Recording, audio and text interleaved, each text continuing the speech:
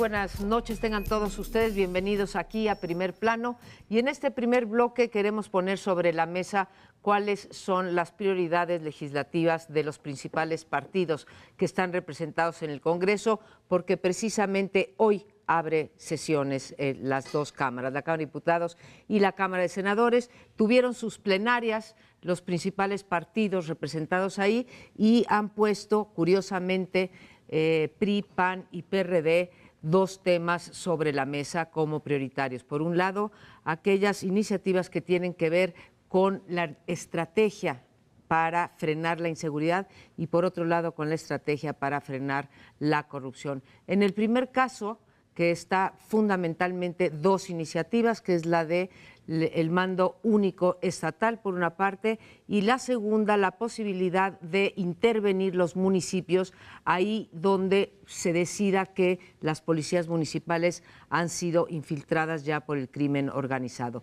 Del otro lado, del lado anticorrupción, no tienen mucho para dónde hacerse porque la reforma constitucional que instituyó el Sistema Nacional Anticorrupción el año pasado, en mayo del año pasado, mandata a los legisladores para pasar dos leyes generales. Por un lado, la que instituye, en efecto, el sistema o la coordinación del sistema anticorrupción, y por la otra parte, la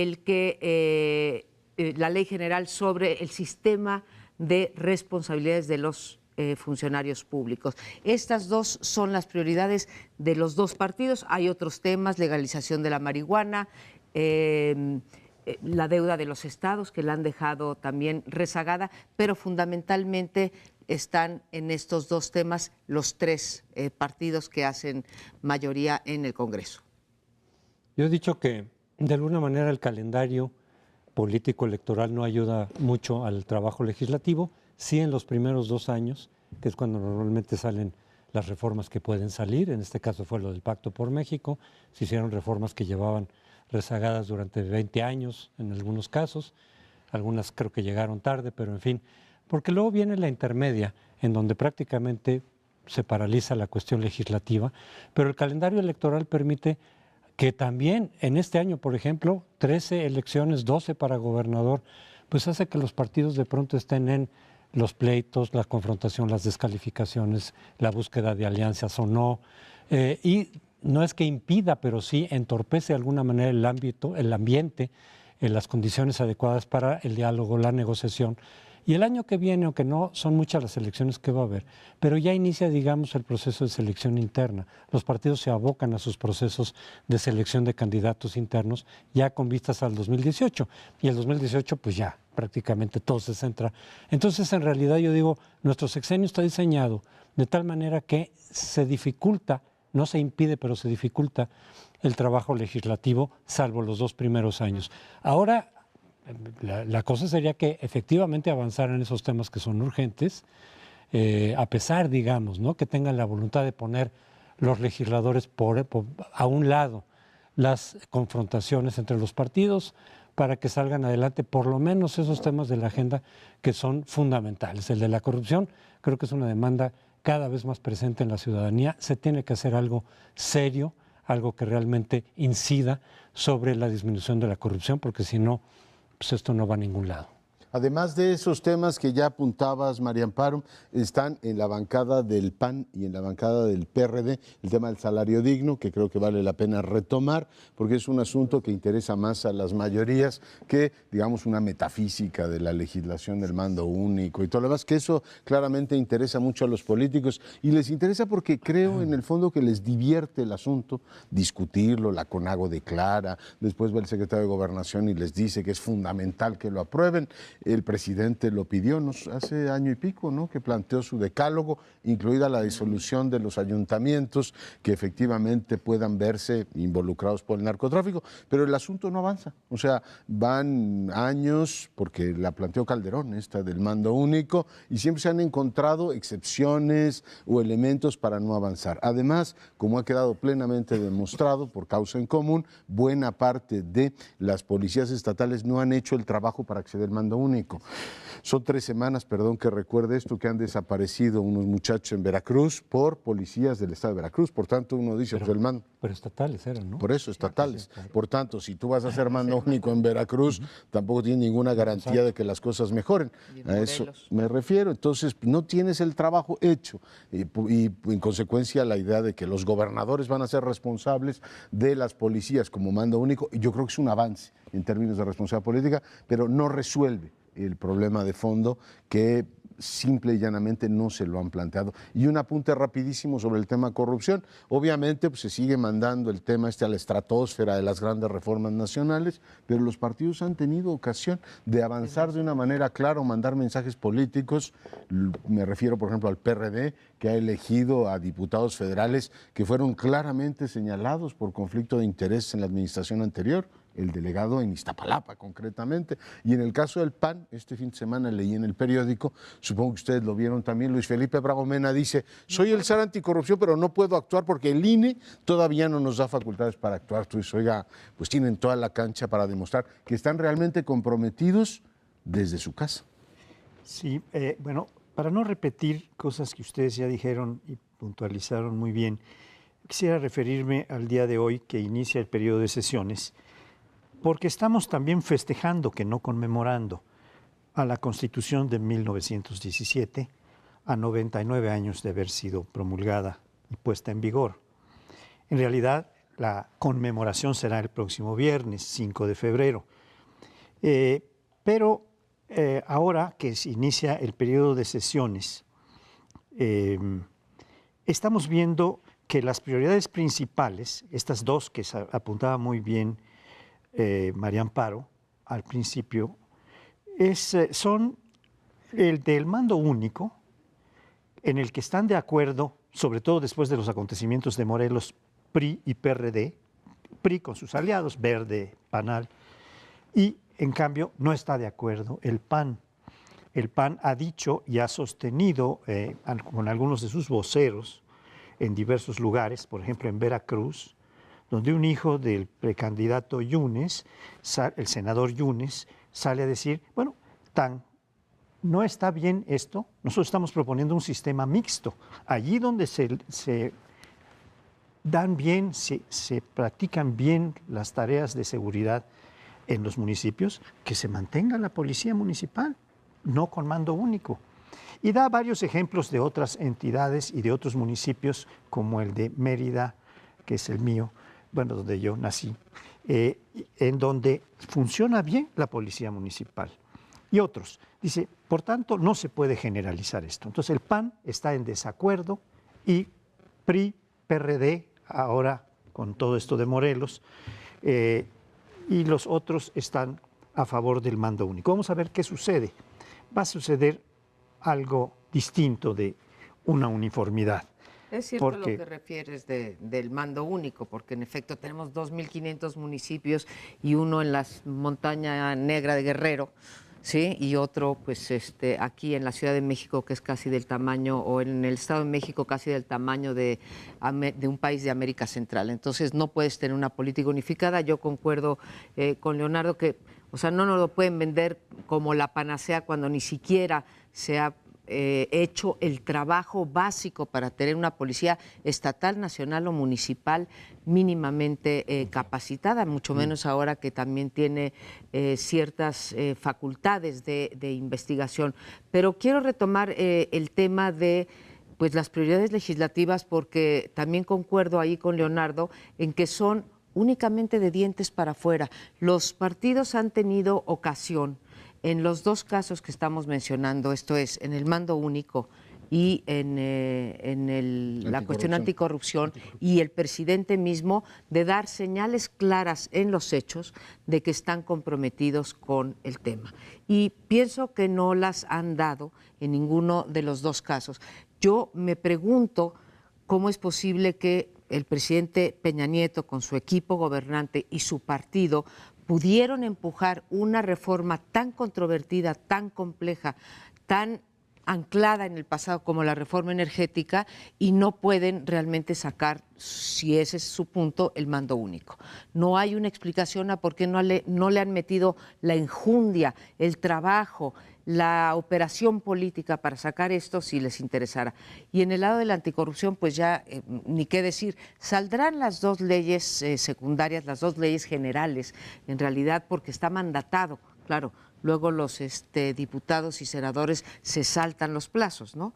Hay un legislómetro, sí, donde te va marcando cuántas, si se pueden pasar un año, bueno, pues como la de la identidad personal, ¿no? Pues lleva ¿cuántos años? 20 años y se las pueden pasar. Ahora, también me pregunto cómo el presidente Peña Nieto, con la situación que tiene en materia de corrupción, no utilizó su facultad de iniciativa preferente para decir, a ver, aquí va mi ley anticorrupción o aquí va mi ley de responsabilidad de los servidores públicos, para que vean siquiera que de dientes para afuera hay un compromiso. Hay una mayoría absoluta que puede aprobar lo que él quiera. Pero como símbolo, bueno, ¿me la compras como símbolo? Totalmente, como decir, esto es lo que más me preocupa, no lo he usado, decir, tengo una mayoría absoluta, yo para qué quiero estar usando estos instrumentos, pero es interesante ver que ahí donde pueden efectivamente tener los partidos políticos en sus, digamos, distintas expresiones locales, ejemplos de compromiso con la agenda que dicen defender en San Lázaro,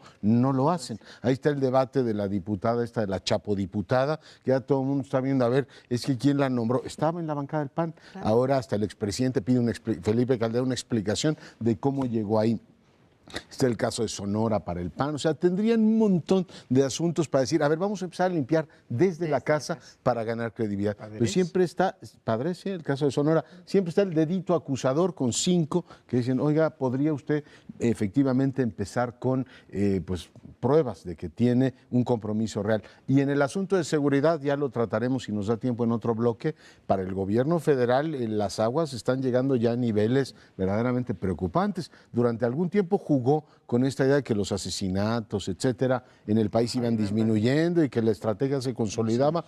Hoy, a mitad del mandato, claramente los indicadores demuestran que no ha habido un descenso, digamos, apreciable, sustancial, de, por ejemplo, los homicidios. Yo tiendo a pensar que, en efecto, el mando único puede ser mejor, tiene mejores probabilidades, digamos, de enfrentarse al crimen organizado que las policías municipales, que son fácilmente comprables, manipulables, tenemos muchos ejemplos, no son garantía, pero ahí es donde tiene que venir parte de la reforma también, es qué más hay que hacer para hacer confiables a las policías, para hacer los exámenes estos y en caso de que no aprueben, pues tomar algunas medidas, porque de pronto no aprueban y siguen ahí. Se ha visto eso, ¿no? No aprueban los exámenes de confiabilidad y ahí siguen. Pero en efecto creo que se tienen que mejorar estos mecanismos. En el caso de la diputada panista o de la chapodiputada, como le llaman, llegó con una coalición de varios partidos, como externa. Un partido local, sí. Locales. Y luego ya entró a la bancada panista, que ahí también tenía que haber habido un filtro, etcétera.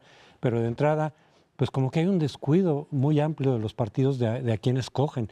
Les recomiendan o qué sé yo, no sé cómo sean los mecanismos, pero al final de cuentas, claro que eso tampoco garantiza porque puede llegar una persona perfectamente confiable hasta ese momento y después entrar en alguna negociación con los cárteles del crimen.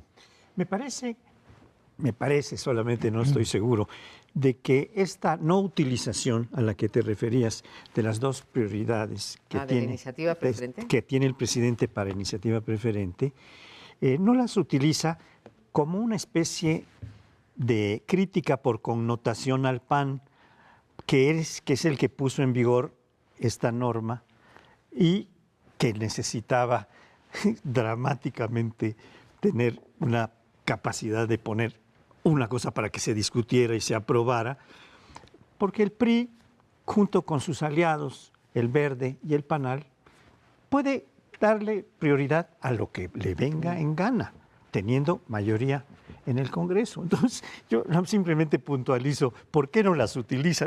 ¿Por qué no las necesita? Esas eran para... Y además hace una crítica, decir, mira, estos no sabían negociar, no sabían lograr mayorías. Nada más estaban diciendo que las querían, pero nunca las pudieron lograr. Era una crítica virtual, política. Bueno, era un instrumento que pedía a gritos, en efecto, el Ejecutivo cuando no tenía mayoría, pero en muchos países sí se usa y se usa con gran efectividad para mostrar prioridades, para empujar, para cortar tiempos. Pero, en fin, vamos a ver qué es lo que legislan nuestros legisladores en estos febrero, marzo y abril, en estos 3 meses del periodo. Nos vamos a un corte y regresamos en unos momentos. Muy una de las tareas más importantes que tienen los dirigentes de los partidos es que los procesos internos de selección de candidatos no deriven en fracturas. En algunos casos se han protegido con estas famosas leyes antibronco, evitar que, o las antitránsfugas, evitar que una ruptura al interior de un partido lleve efectivamente capital político a otro. El PRI lo ha llevado, tiene todos los elementos para poder conducir el proceso con enorme habilidad. Manlio Fabio Beltrón es un político muy experimentado, pero hay dos puntos en toda la geografía nacional que llaman la atención. Uno es Quintana Roo. Hoy si ven los periódicos verán la fotografía de Borge y Manlio Fabio Beltrón muy sonrientes, ya cuando apareces así es que algo ha pasado y que la tensión fue muy fuerte, claramente diciendo que ambos coinciden en que hay que mantener al PRI unido. Supongo que no hacía falta poner ninguna fotografía si verdaderamente estuvieran de acuerdo en el fondo. Pero hay otra selección de candidatos que me llaman la atención y que pongo a su consideración, la de Oaxaca. Finalmente se había abierto la posibilidad de que el PRI, digamos, a la luz de toda esta crítica a la partidocracia, fuera más receptivo a candidaturas externas. La posibilidad de que, por ejemplo, un líder empresarial, Gerardo Gutiérrez Candiani, fuera el abanderado externo de ese partido y mandar el mensaje, efectivamente, que la partidocracia se abría a otras expresiones de la sociedad civil. Se da el proceso y finalmente el PRI opta por Alejandro Murat, el hijo del exgobernador, extitular del Infonavit, y dice: aquí están las cosas. Veo, por un lado, este mensaje de la partidocracia a el sector de la sociedad civil, no es toda, diciendo: a ver, señores, nos vamos a mantener todavía este año con la política en manos de los profesionales de la política. No nos abrimos. Y por otro lado, un mensaje, no sé qué lectura tengan ustedes, al sector privado, que ha tenido desencuentros con el gobierno de Peña Nieto por los temas fiscales. Después se da este proceso de convergencia en el cual Juan Pablo Castañón, el propio Gutiérrez Candiani y algunos otros líderes del CCE dicen: apoyamos a Gutiérrez Candiani en su ruta, digamos, de encuentro con el revolucionario institucional a través de esa candidatura. Y lo que le han dicho al sector empresarial es: pues aquí simple y llanamente no eres bienvenido. No sé si leerlo como un portazo a Gutiérrez Candiani, pero es algo muy cercano, efectivamente, en términos de mensaje a: ustedes en este espacio, en este partido, no tienen mucho que hacer. Otro ángulo que puede tocarse en esto de la selección de candidatos es la significación que tienen las alianzas o coaliciones entre partidos, en el caso concreto para cancelar las posibilidades de triunfo del PRI aliándose PAN y PRD. Esto ya fue un fracaso en Puebla, en donde no se aceptó la alianza por parte del PRD para ir a apoyar a un candidato claramente del PAN, porque en Puebla gobierna el PAN y tiene la mayoría el PAN. Y esto yo creo que está impulsado por diversas corrientes que predominaron en este caso de no coalición.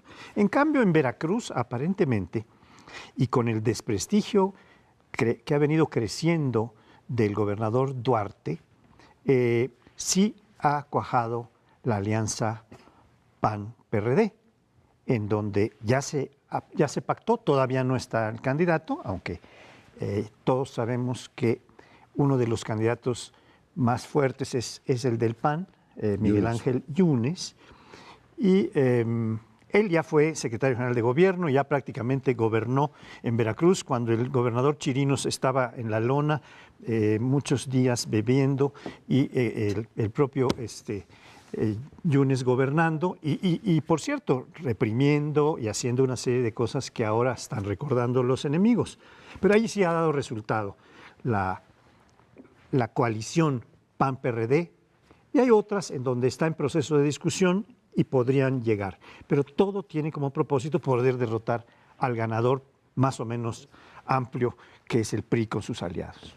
Bueno, sí, uno de los principales tareas y difíciles tareas por la geografía local es en efecto la selección de candidatos, y yo creo que el PRI, que comenzó con Chihuahua, lo había estado haciendo, pues diría yo, maravillosamente bien, ¿sí? Había tomado en cuenta no solo los criterios de cercanía con el presidente, ni siquiera solamente los criterios de popularidad de los candidatos, como fue el caso de Chihuahua, en donde Serrano, finalmente el candidato, no era el que llevaba la delantera en las encuestas, pero sí era el que tenía un mejor desempeño en términos, por ejemplo, de violencia, ¿no? Entonces, yo creo, incluso lo escribí públicamente, que estaba, digamos, acertando en los criterios el PRI, y me encuentro con este tema que dice Leonardo de Oaxaca y me preocupa además de por las cosas que él dice, por las cosas que tú dices, Leonardo, de que le cierran la puerta a un candidato, digamos, que no pertenece a las filas del PRI, pero que sí puede identificarse con la ciudadanía, que escojan a un candidato que representa, si bien él no es su papá, ¿sí? O sea, él es hijo del exgobernador de una de las dos familias que ha dominado, ¿sí? Que son los caciques de Oaxaca. Por un lado tienes a la familia de Ulises Ruiz, que tenía a Ebiel Pérez como candidato, y por otro lado tenías a Murat con su hijo como candidato. Dos familias enfrentadas, dos familias muy cuestionadas en términos de la violencia que han propiciado, el autoritarismo con el que manejaron los estados, la corrupción que se elevó seriamente, y entonces el PRI nos está teniendo alternativas, porque estaba Gutiérrez Candiani, estaba más joven, pero también con una trayectoria interesante, Mariana Benítez, que había sido su procuradora, ¿sí? Y optan por enfrentar a estas dos familias y disminuir grandemente sus posibilidades de regresar o de recuperar a Oaxaca. ¿Qué hubo ahí atrás? ¿Qué pactos inconfesables? No lo sé, pero me parece que el mensaje que mandan es un mensaje de que en Oaxaca queremos retornar, ¿sí?, al autoritarismo típico del PRI. Pues sí, pero si eso en efecto se traduce en menores probabilidades de recuperar el Estado, pues es algo que desde afuera se ve como irracional. Es cierto que los criterios para designar candidatos, antes, cuando se tenía garantizado el triunfo, cuando era partido hegemónico el PRI, pues los criterios eran de otro tipo, es decir, preferencias del gobernador o del presidente en turno, lo que fuera. Ahora tienen que tener el elemento de popularidad, incluso en las encuestas, que te pueda decir quiénes de los prospectos realmente tiene probabilidades de ganar o mejores probabilidades de ganar. Sin embargo, son muchos los factores que intervienen, son favoritismos, son venganzas a veces personales, es de las cuestiones dinásticas de la familia, de tal manera que no siempre el criterio que predomina es quién realmente sí puede ganar frente a una oposición que cada vez es más fuerte, que ya de hecho ya ganó Oaxaca. A ver qué sucede ahí. De cualquier manera, creo que ahí donde el PRD y el PAN van juntos, pueden ganar, no hay garantía de todas maneras, pero no necesariamente se garantiza la posibilidad de mantener aquellos estados que han ganado. Se puede perder Puebla, se puede perder Oaxaca, de todas maneras. Ya ha pasado, es decir, la alternancia ha ido en un sentido y en otro. En muchos de los estados donde el PRI ha perdido y se celebró enormemente por la ciudadanía que se perdiera, que se diera la alternancia, no ha pasado mucho tiempo antes de que recupere el PRI esos estados, no todos, hay algunos que se han mantenido en la oposición durante mucho tiempo, pero eso lo único que refleja es el fracaso de la oposición para hacer una diferencia significativa respecto a los gobiernos del PRI. Si en Oaxaca recupera el PRI con Murat el Estado, pues será señal de que realmente el gobierno de Gabino Cue fue realmente, no digo desastroso, pero realmente no hubo nada ahí.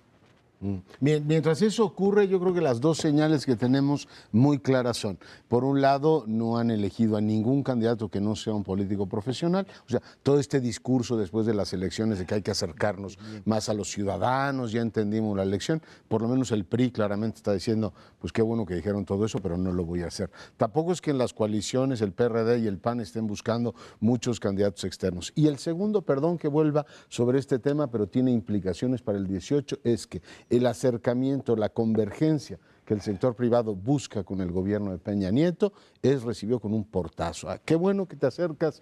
En algún momento el CCE y Coparmex se habían visto más cercanas al Partido Acción Nacional. alguno de los expresidentes del CCE fue incluso diputado federal. Ahora esta ruta de convergencia, estoy seguro que muchos, digamos, de la izquierda del PRI celebrarán, qué bueno que les dijeron a los empresarios, este no es su partido, aquí no tiene nada que hacer. Pero bueno, después de los desencuentros iniciales con la reforma fiscal, viene este proceso de reconciliación que termina con el portazo, pues yo me pregunto para el 18, ¿qué va a decir el sector privado? ¿Tiene algo efectivamente que compartir con el candidato que salga, el revolucionario institucional, o claramente los están empujando o a la vía del Partido de Acción Nacional o como está ocurriendo ya en Chihuahua, en donde Barraza va avanzando como independiente, es decir, a ver, estos señores ya tienen su condominio y aquí no nos van a dejar entrar nunca. Creo que el mensaje sí merece ser analizado con mucho detalle. Sí. Merece sin duda, y sí, iba a mencionar estas dos vías que tienen los empresarios comprometidos con sus estados, tienen dos vías para hacerlo, ahora que se ha abierto la ruta de los independientes. El Chacho Barraza, sí, de Chihuahua, Coparmex también, optó por esta, con Consejo Coordinador Empresarial, optó por esta vía, sí, ante la desesperación en otro estado donde también ha habido alternancia, PRI-PAN, ha habido en Chihuahua, decir, ninguno nos está funcionando. Entonces, un empresario que dice, a ver, yo sí quiero fortalecer la democracia, creo en la vida partidaria, ¿sí? Me parece que los partidos son una columna vertebral para que la democracia funcione, decide ir por el PRI, podía haber decidido ir por otro partido y entonces no le dan, como dice, o le dan el portazo o no le dan cabida. Después que se pregunten por qué los líderes partidarios, la gente está buscando esas vías. Yo no soy fan para nada de las candidaturas independientes y creo lo otro, pero a veces no hay más remedio. Aquí tenían un magnífico candidato con raíces ahí, con un programa cercano a la sociedad y posicionándose en las encuestas y optan por lo mismo de siempre. Yo veo muy difícil interpretar que esta es una cuestión de tipo nacional generalizada, es decir, PRI, cercanía con los empresarios. Yo creo que si se van viendo la lógica local, sobre todo en estas elecciones, que estamos hablando de elecciones locales, hay una lógica muy distinta de la nacional. Y en Chihuahua, por ejemplo, en Nuevo León, por ejemplo, en donde una buena parte de los empresarios más bien se fueron por el lado independiente, ni PRI ni PAN, y vamos a liquidar estos dos, a este bipartidismo, hay una lógica del empresariado de Chihuahua, de Nuevo León, perdón, con los partidos. Pero esta lógica no creo que sea generalizable, o por lo menos lo pongo como una interrogante a nivel nacional. En cada estado depende de la cercanía que tienen los empresarios con un partido u otro, con el PRI la mayor parte, porque los empresarios como la iglesia jerárquica son muy pragmáticos. Ahí donde está el gobierno, por eso algunos están con Peña Nieto, antes estuvieron con Calderón o con Fox, pero porque tienen que vigilar sus intereses y promoverlos. Esa es la idea. Yo, por supuesto que tiene razón en eso, pero bueno, como venía de ser el presidente nacional del CC y fue apoyado por los últimos 4, el impacto es mucho mayor. Hacemos una brevísima pausa, este es el primer plano, regresamos en un instante. Vamos a tratar en este bloque un problema que está afectando, preocupando a muchísimos mexicanos, que es el problema de la crisis económica, que se expresa a través de diversas formas, que tenemos distintos indicadores. Uno de ellos, pues, es la depreciación del peso frente al dólar. Otro es la baja terrible de los precios del petróleo, que llegaron a estar en 2014 a 114, 115 dólares el barril y ahora está a menos de 30, está a 20 y tantos dólares el barril, con lo cual hay una repercusión porque todo esto está tasado en dólares y es un 40% del gasto público el que depende de la renta petrolera. Y por otra parte, tenemos que han tomado algunas medidas o han anunciado algunas medidas como el despido de 10,000 plazas en Pemex y de 15,000 plazas en el gobierno federal. Y así hay otras. En cuanto a la depreciación del peso frente al dólar, Hubo incluso algunas ideas por ahí, entre ellas las de José Ángel Gurría de la OSD, diciendo que eso podía ser benéfico para los mexicanos. Nada más que está ocultando una enorme realidad terrible que pesa, porque la mayor deuda que tiene el Estado mexicano es en dólares. Así que al aumentar el precio del dólar sobre el peso, pues aumenta la carga de la deuda para el conjunto de los mexicanos. Hay muchas empresas que tienen deuda en dólares. Todas estas van a verse seriamente afectadas porque van a tener que pagar ahora a dólares casi a 20 pesos, 19 por lo menos, y tenían contraída la deuda cuando el dólar estaba en 13 y pico, en fin. De tal manera que sí hay una seria afectación y una crisis económica que se está empezando a sentir cada vez más intensamente y que van a tratar de tapar, sobre todo en un año de elecciones, sobre todo en los estados en donde esta crisis puede afectar mucho más. Este es el tema que les propongo discutamos porque está en la mesa de muchos o en la carencia de la mesa que muchos tienen en México. Yo técnicamente diría que estamos en crisis, pero sí diría que tenemos una economía tremendamente vulnerable y que no consigue dar las garantías de que vamos a surcar por esta especie de temporal internacional que tenemos, de caída de los precios del petróleo, turbulencia, incertidumbre, una economía norteamericana que crece pálidamente, crece en el último trimestre 0.7, nosotros crecimos 0.8, o sea que si ellos crecen pálidamente, nosotros estamos igual. La diferencia es que ellos son inmensamente más ricos que nosotros. Después tienes efectivamente esta volatilidad del peso frente al dólar, que hace 40% más pobres a la inmensa mayoría, te da oportunidad que el sector exportador sea más barato, pero no estoy seguro que una cosa compense la otra.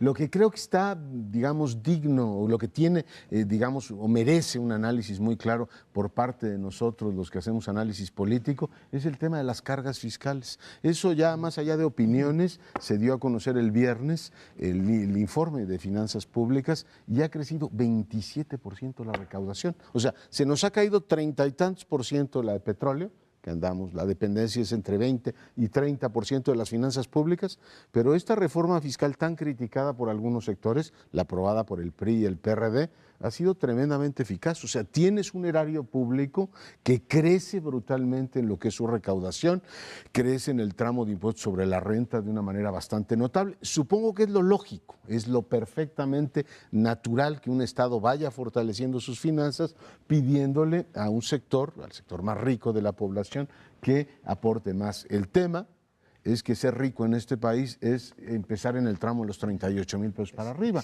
con lo cual tú puedes decir, pues el que gana 600,000 pesos al mes o 1,5 millones de pesos al mes, le metes el 30% y ahí va.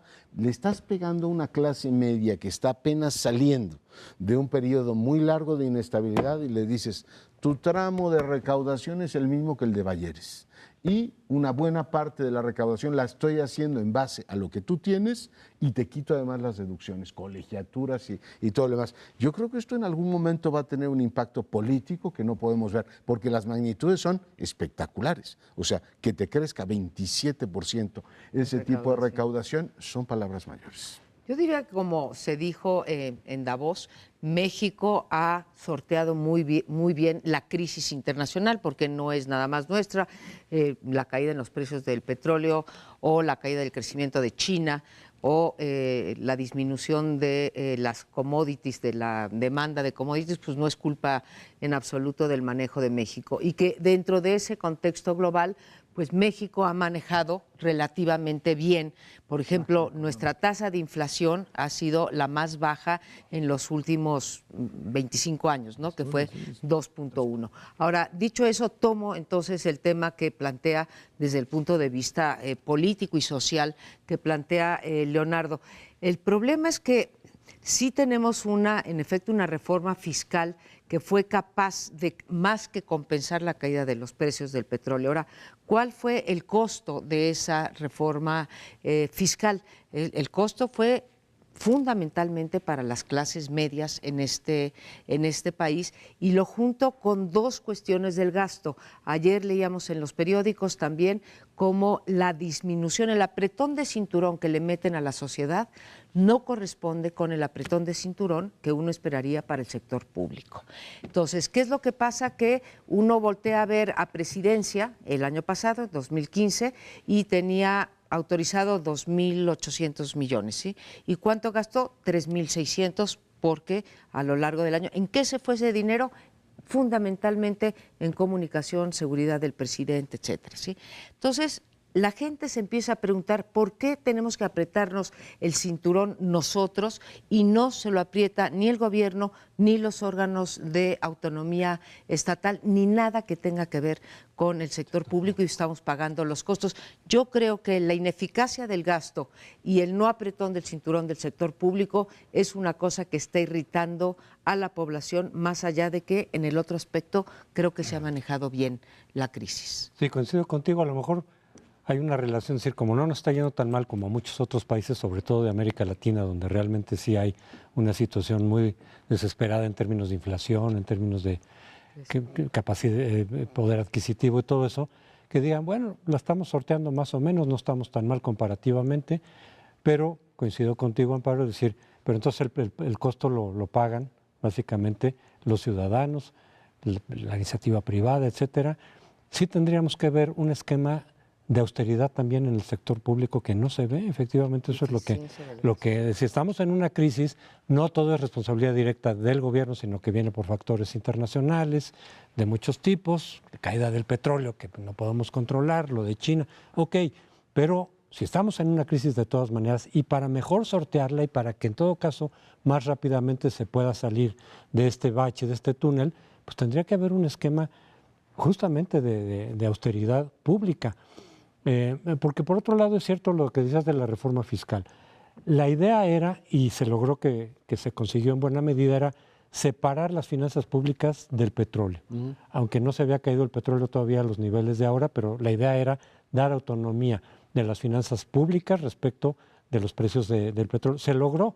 Lo malo es que se haya hecho, en todo caso, sobre sectores, es decir, que no se haga más parejo, digamos, la recaudación.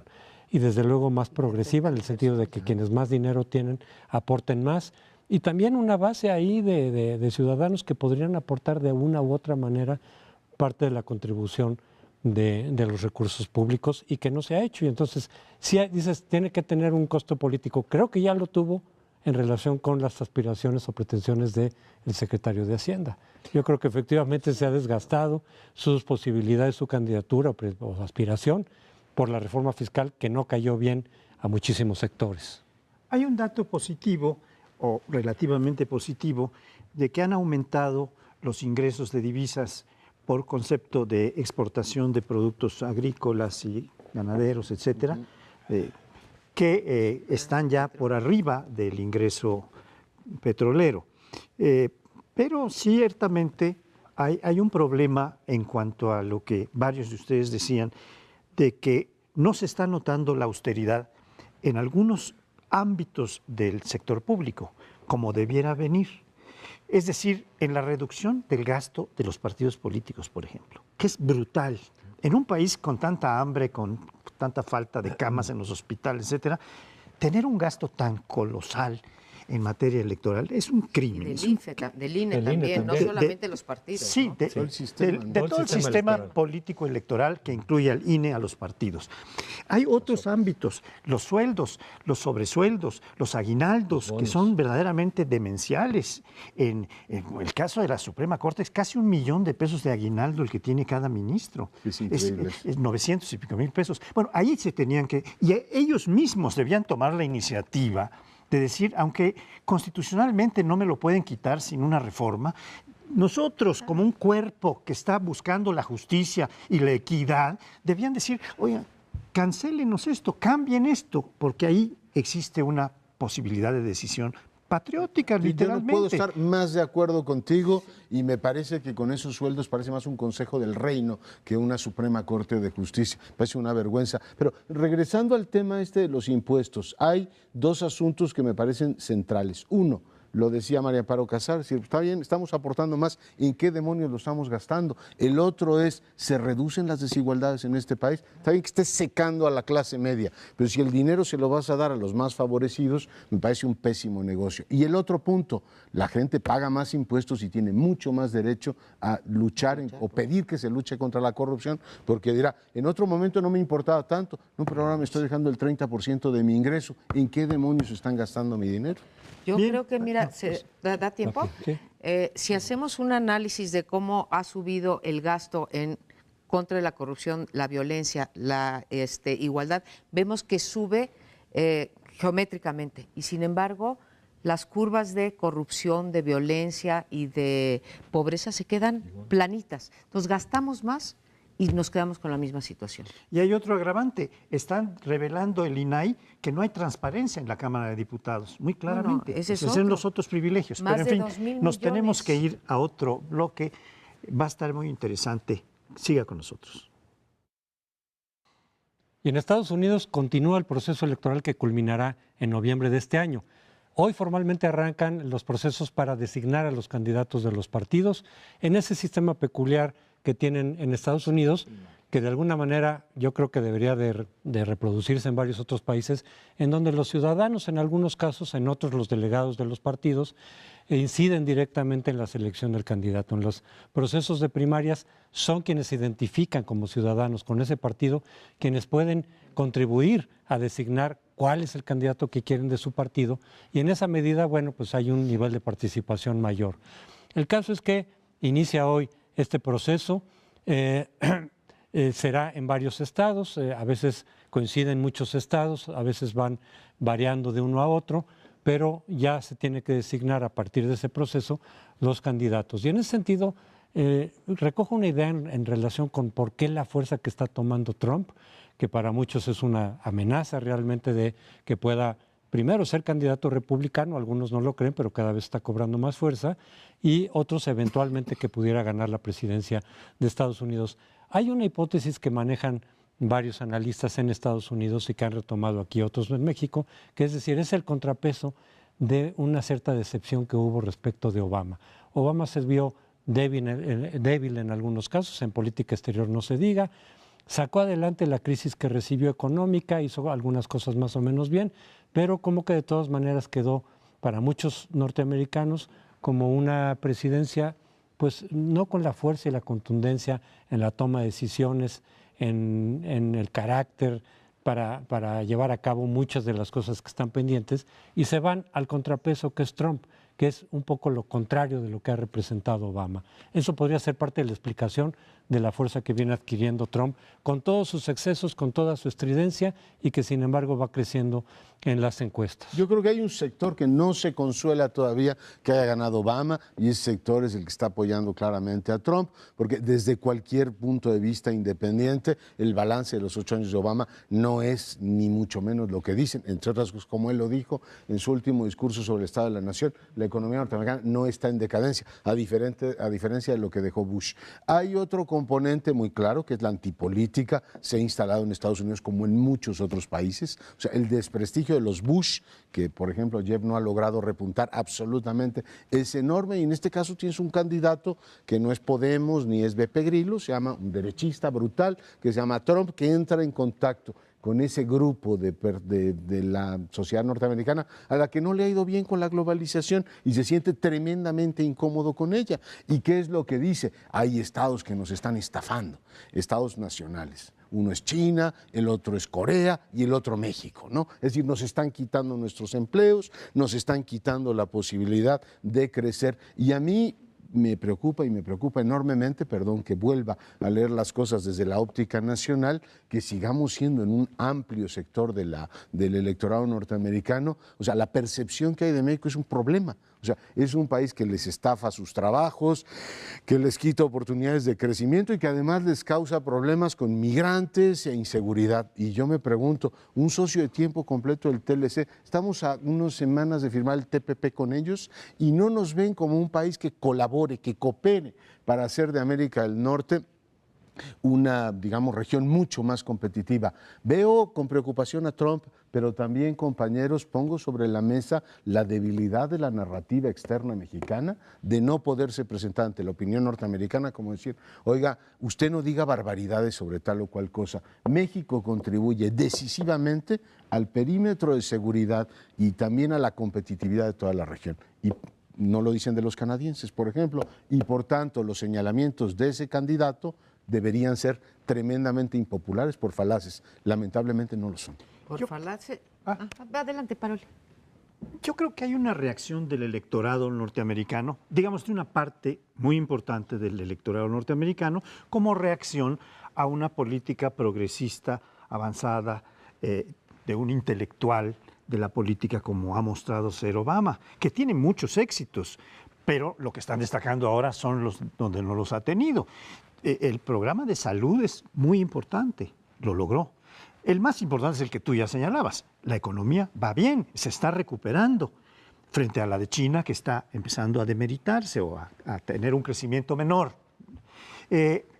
Por otra parte, tiene una serie de planteamientos que podemos juzgar como avanzados.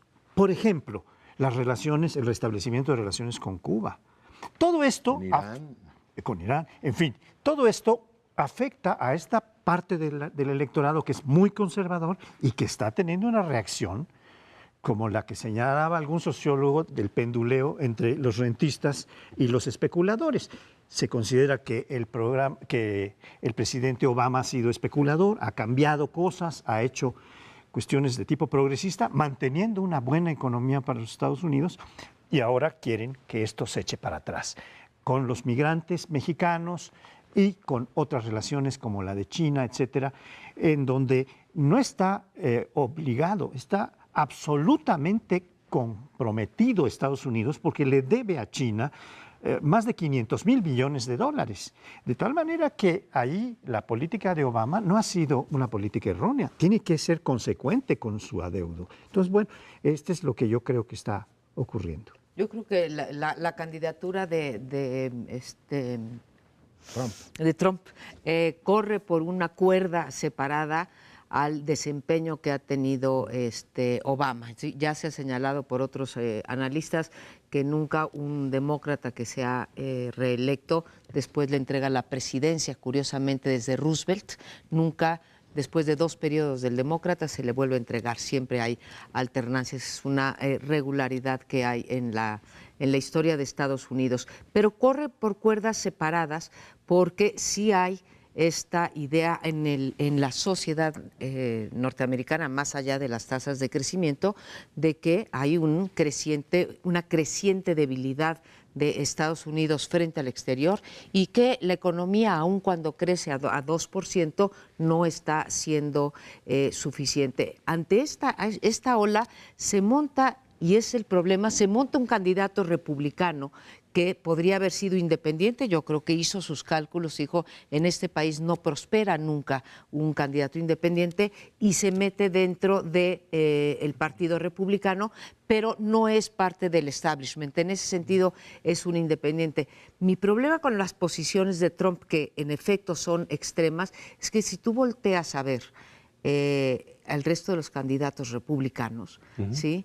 Tienen posiciones y muy parecidas, aun cuando sean menos estridentes en la forma. No veo a Ted Cruz, por ejemplo, o a Rubio diciendo que si mato a alguien en Central Park no se va a mover la aguja de mi preferencia. O sea, políticamente indescrutable, ¿no? No tienen el teflón, pero de todas maneras, y aparte Trump, aparte de haber mostrado esta gran habilidad, me parece que tiene otra ventaja muy lamentable para nosotros, ¿sí? Que es que el voto republicano está fraccionado entre 5 otros candidatos, ¿sí?